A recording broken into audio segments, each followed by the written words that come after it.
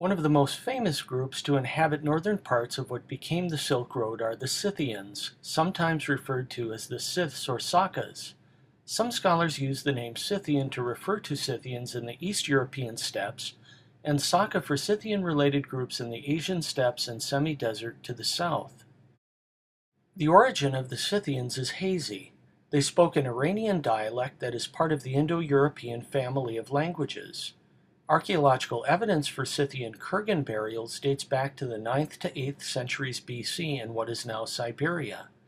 Kurgan is a Russian term borrowed from Turkish meaning burial mounds.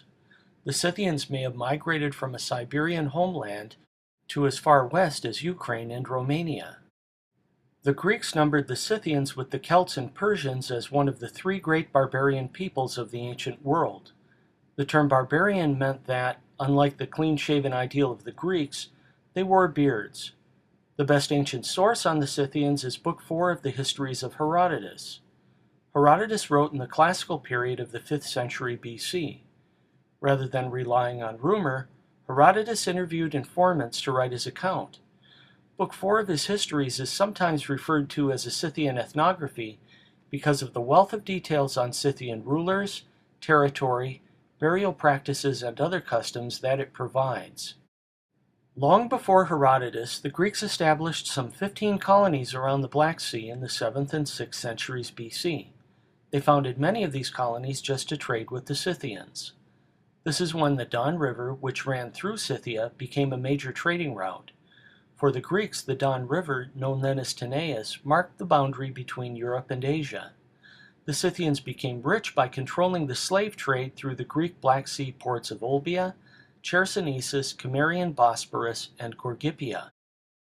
Scythia stretched from southeast Europe east across the steppes, north of the Black Sea to the west, and the Caspian Sea to the east. The Scythians were flanked to the west by the Carpathian and Balkan mountains of southeast Europe. To their south lay the Caucasus Mountains, a natural barrier that stretched between the Black and Caspian Seas. The Caucasus closed off movement between the Eurasian steppes to the north and present-day Turkey and the Near East to the south. From west to east, major rivers within Scythia included the Don, the Volga, and the Ural rivers. One of the major themes that Herodotus wrote of in his histories were the wars waged by the Persians on the Greeks and Scythians. Persia was located south of the Caspian Sea in present-day Iran.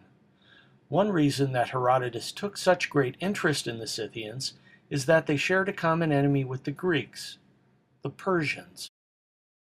The greatest obstacle to movement across land between the Eurasian steppes and the Near East were the Caucasus Mountains.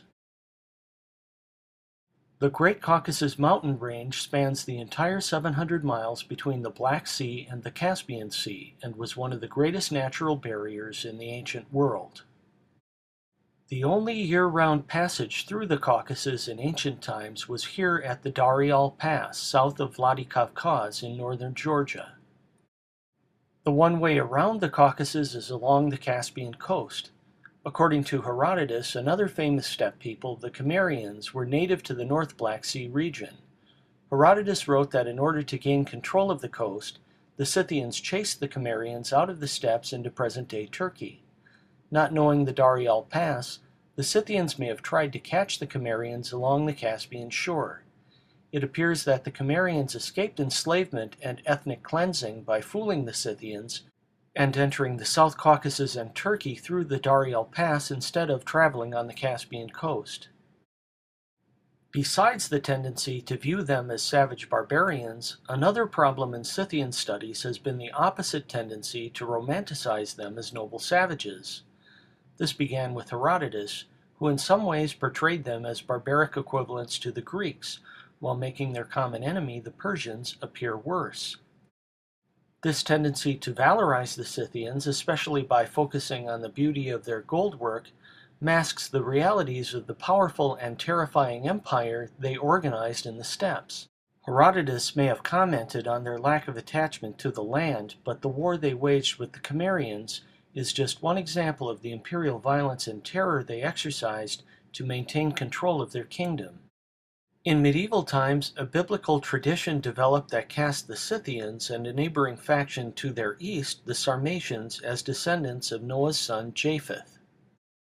In the 17th and 18th centuries, it became popular to view the Scythians as ancestors of the Russians.